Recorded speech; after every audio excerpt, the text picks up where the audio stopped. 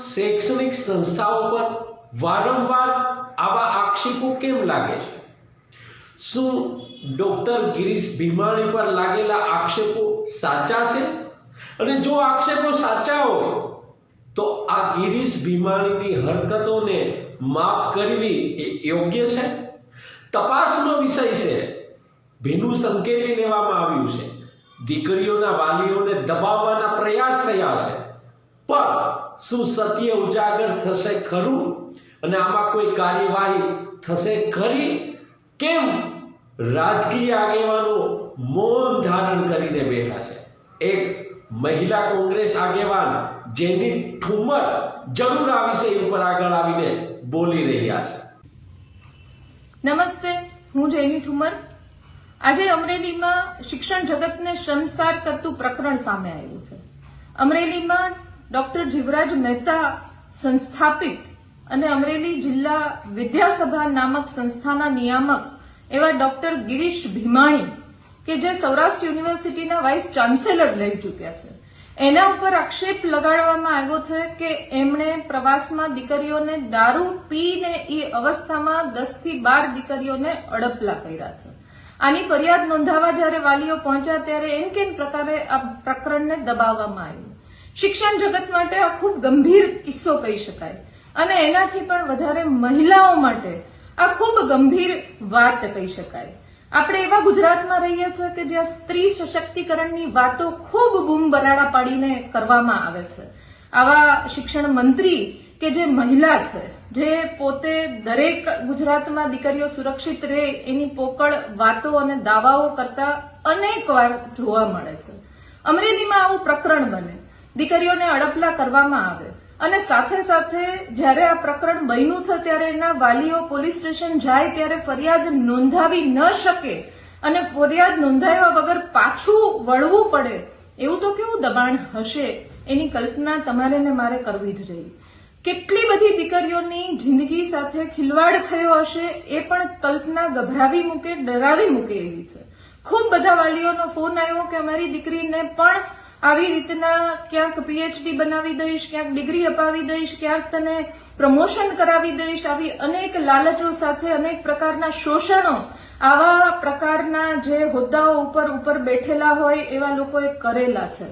અને આવી વાતો જ્યારે અમરેલી જેવા નાના સિટીમાં થાય, નાના ટાઉનમાં થાય અને સામે આવે અને ફરિયાદ પણ ન નોંધાવી શકે તો એ ખૂબ ગંભીર ઘટના કહી શકાય. આજે આ પ્રકરણ ક્યાંક ચર્ચામાં આવ્યું છે ખરું, પણ હજી સુધી એનો ભોગ બનનાર પીડિત દીકરીઓ બહાર આવી શકી નથી. કાં તો એને બીક છે, કાં તો સંસ્થાપકો એને ડરાવી રહ્યા છે, ક્યાં તો એને તંત્ર ડરાવી રહ્યું છે, કાં તો એને સિસ્ટમ ઉપર ક્યાંક ભરોસો નથી રહ્યો. એટલે આજે મારે વિડીયોના માધ્યમથી આપ બધાને વિનંતી કરવા આવવું પડ્યું છે કે આપણે બધાએ ક્યાં સુધી ચૂપ રહીશું.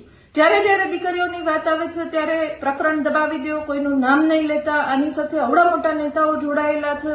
આ વ્યક્તિની પહોંચ ખૂબ ઉપર સુધી છે, તમારા પરિવારને, તમારી દીકરીને ખોઈ નાખશે, ભવિષ્યમાં ક્યાંક લગ્ન નહીં થઈ શકે, ભવિષ્યમાં ક્યાંય નોકરી નહીં મળી શકે, ડિગ્રી પૂરી નહીં કરી શકે. આવા દબાણો થતા હશે, સમજી શકું છું, પણ ખૂબ ગંભીર ઘટના છે. ભવિષ્યમાં પણ આવી દીકરીઓ સાથે કંઈ ન થઈ જાય એની તકેદારી પણ રાખવી સમાજને, એટલે કે આપણે બધાનો સહિયારો પ્રયાસ જરૂરી છે. ત્યારે આપના માધ્યમથી વિનંતી કરું છું કે આ પ્રકરણ ન દબાઈ જાય. આ પ્રકરણમાં જે આરોપી છે એને સજા થાય. ફક્ત નિયામક તરીકે ફરજ મુક્તિ કરવી એ સજા નથી. આજ સુધીમાં કેટલી દીકરીઓ સાથે આવું શોષણ થયું છે, કેટલી દીકરીઓને ક્યાંક ને ક્યાંક લાલચોના બહાને એની સાથે એને પીડિતા બનાવવામાં આવી છે, એ પણ જાણવું જરૂરી એટલા માટે છે કે ભવિષ્યમાં આપણે દીકરીઓને આવા અત્યાચારો સહન કરતી રોકી શકીએ. આપણે ખૂબ આશા રાખીને શિક્ષણ મેળવવા માટે મોટી મોટી સંસ્થાઓમાં, નામચીન સંસ્થાઓમાં આપણી દીકરીઓને મોકલતા હોય છે જેથી કરીને એનું ભવિષ્ય બને.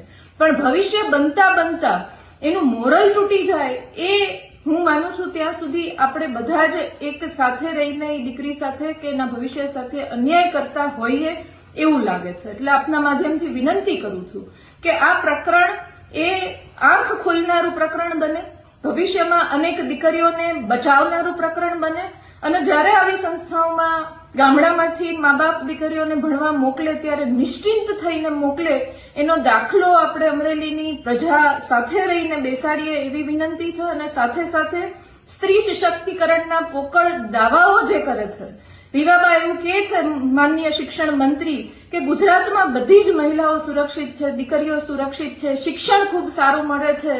તો કેવી રીતનું સારું મળે છે? વાઇસ ચાન્સેલર કક્ષાનો વ્યક્તિ અડપલા કરી શકે? શું આ આપણે ગુજરાત બનાવ્યું છે? એટલે ખૂબ ગંભીર રીતના આક્ષેપ કર્યા વગર સાથે આવીને આ લડાઈ લડવી જોઈએ, ચોક્કસ લડવી જોઈએ. અને એમાં હું ક્યાંય પણ મદદરૂપ બની શકતી હોય, સહભાગી થઈ શકતી હોય તો આપના માધ્યમથી વિનંતી કરું છું કે આવા પરિવારો, આવી દીકરીઓ કે તમે જાણતા હોય કે આવી ક્યાંય દીકરીઓ છે તો મારા સુધી એનો સંપર્ક કરાવજો. એમની આઈડેન્ટિટી લોકો વચ્ચે ન ખુલ્લી પડે, પણ એમની સાથે જેમણે પણ ક્યાંય અન્યાય કર્યો છે, અત્યાચાર કર્યો છે, એને સજા નામ લીધા વગર મળે એવી એક પ્રયત્ન અમે અને અમારી ટીમ ચોક્કસપણે કરીશું એવી વિનંતી સભર. ધન્યવાદ.